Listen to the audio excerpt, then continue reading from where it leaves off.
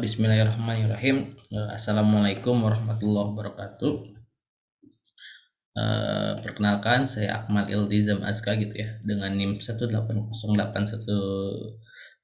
gitu ya. Insya Allah di sini saya akan mempresentasikan sebuah tugas dari mata kuliah pengelolaan pendidikan. Bagaimana saya mewawancara salah satu sekolah di SMA BN Bandung untuk membahas tentang manajemen analisis pembelajaran yang ada di SMA tersebut, terkhusus di kondisi pandemi gitu ya.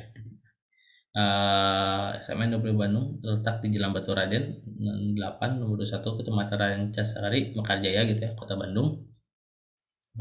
Dan SMAN tersebut 25 Bandung tersebut sudah terakreditasi A gitu, alhamdulillah.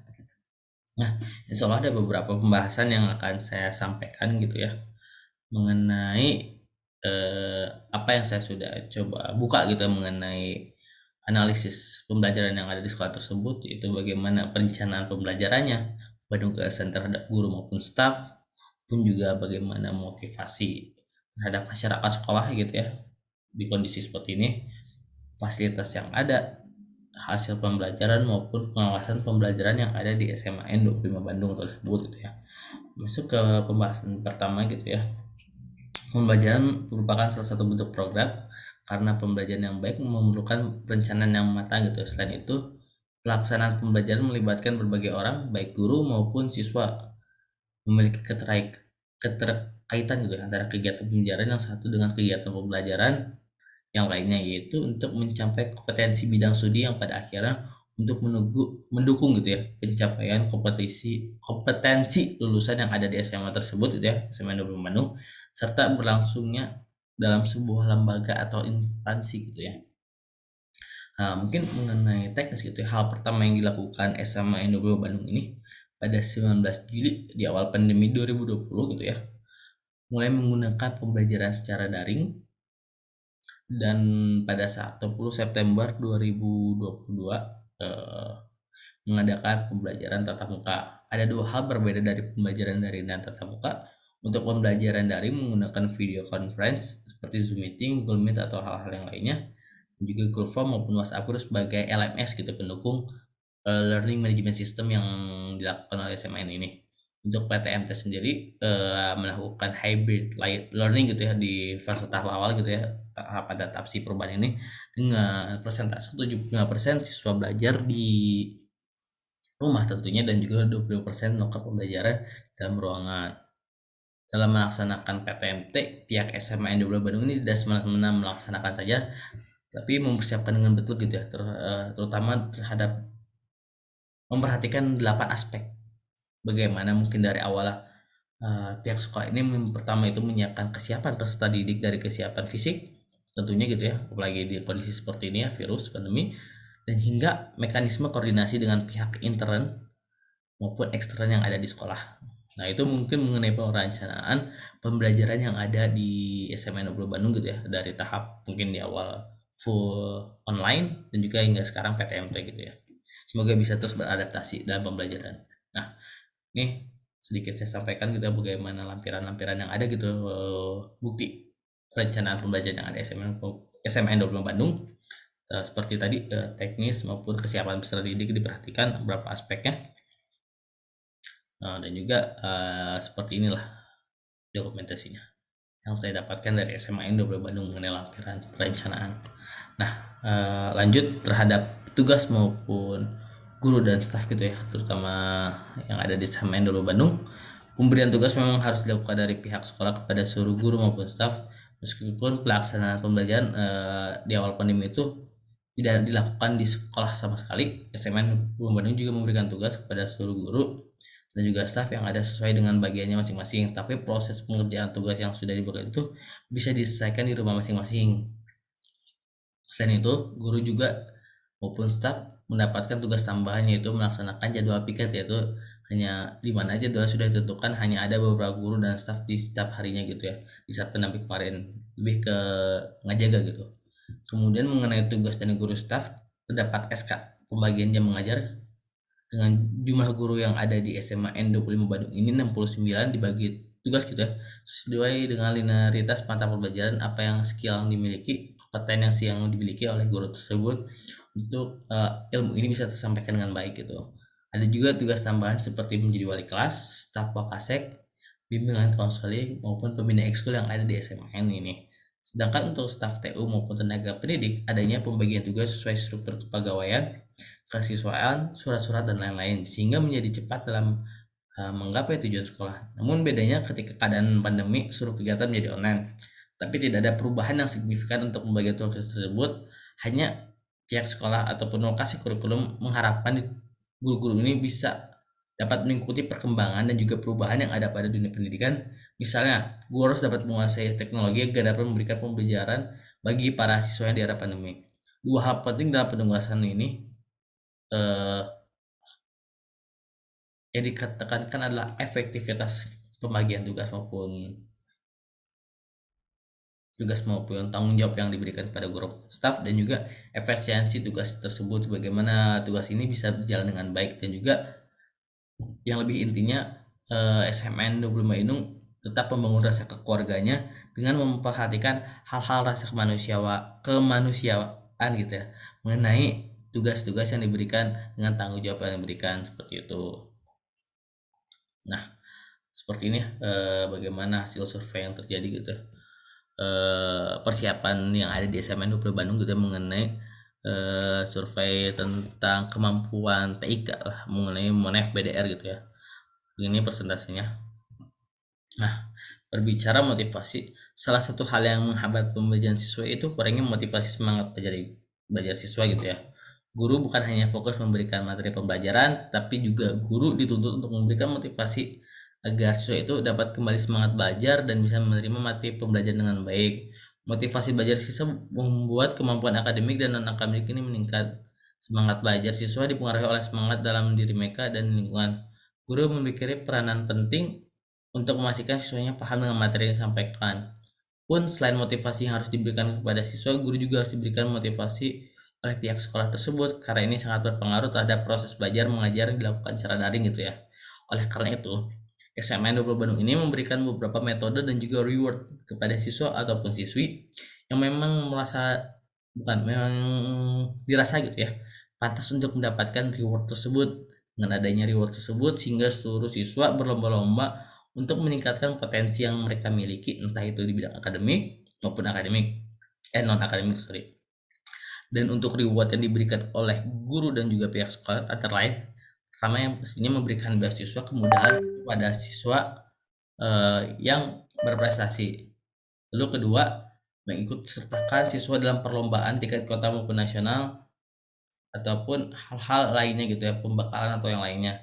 Jika memberikan kesempatan siswa untuk terlibat dalam promosi-promosi sekolah, yang dimana dengan reward yang diberikan pihak sekolah ini memfasilitasi murid-murid yang memang memiliki potensi lebih dan langsung diarahkan untuk mengembangkan potensi-potensi tersebut di luar kelas dengan cara melaksanakan bimbingan dengan guru seperti untuk mempersiapkan menuju perlombaan, pelatihan menuju pembuatan produk promosi.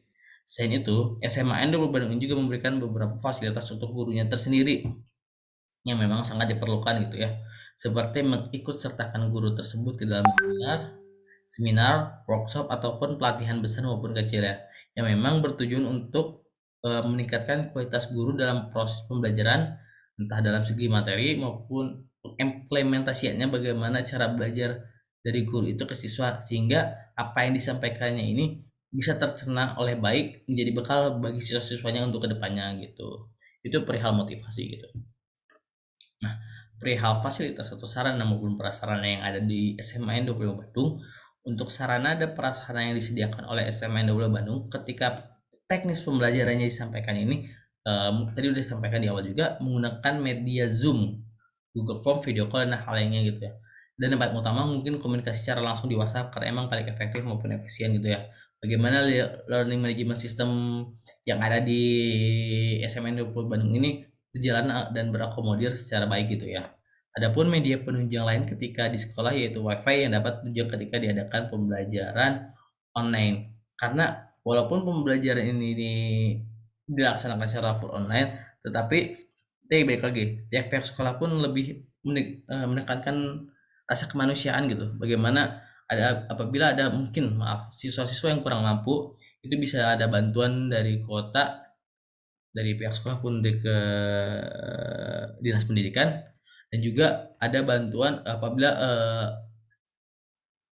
siswa tersebut belum memiliki apa namanya alat penunjang yang baik dalam melakukan pembelajaran, pihak sekolah menyediakan langsung di sekolah walaupun emang itu terbatas gitu ya. Hal-hal itu pun diperhatikan dalam SMAN 20 Bandung ini gitu.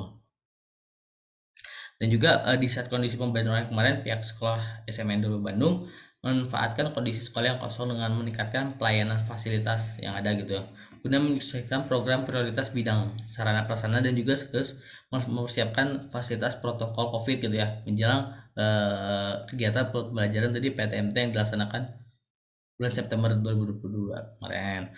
Hal ini dilakukan untuk pemenuhan pembangunan dan juga penataan berbagai fasilitas sekolah. Nah, ini mungkin saya bisa lampirkan gitu ya, bagaimana dokumentasi hal-hal yang dilakukan oleh SMN Negeri Bandung mengenai pengembangan pemugaran fasilitas yang ada seperti renovasi kelas gitu ya. Dan juga bisa dilihat seperti ini kurang lebih. Dan juga yang lebih intinya pengadaan fasilitas protokol COVID, karena emang ini tuntutan bagaimana kita harus bisa beradaptasi dengan kondisi gitu ya, apalagi dengan hubungannya dengan pandemi gitu. Next, nah untuk pengawasan pembelajaran, dalam pengawasan pembelajaran khususnya di saat pandemi ini tentunya ada cara khusus yang dilakukan. Hal yang dilakukan oleh SMAN 25 Bandung dalam pengawasan dan juga kebijakan sebagai berikut. Pertama, tadi mengenai struktur kurikulum waktu pembelajaran yang awalnya 4 jam jadi 2 jam, 3 atau 2 jam jadi 1 jam saja gitu ya. Karena ini untuk meminimalisir penyebaran COVID yang ada gitu ya, mengenai pengawasan pembelajaran gitu ya. Ini di saat PTMT gitu ya. Terus, nah ini untuk pelaksanaan pembelajarannya gitu ya, karena emang pembelajaran ini belum bisa dilaksanakan secara penuh langsung di kelas. Nah, tadi saya sampaikan pelaksanaan melalui pembelajaran video conference gitu ya, di saat mungkin kemarin di awal pandemi full online ataupun pas PTMT gitu ya.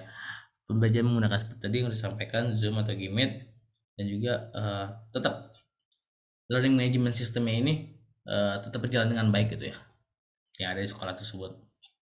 Nah, terus memonitoring siswa berdasarkan survei untuk mengendalikan permasalahan siswa khususnya dalam menghadapi pembelajaran online. Bagaimana pihak sekolah coba melihat gitu ya, apakah ilmu-ilmu yang disampaikan oleh guru khususnya sudah tersampaikan dengan baik, ataukah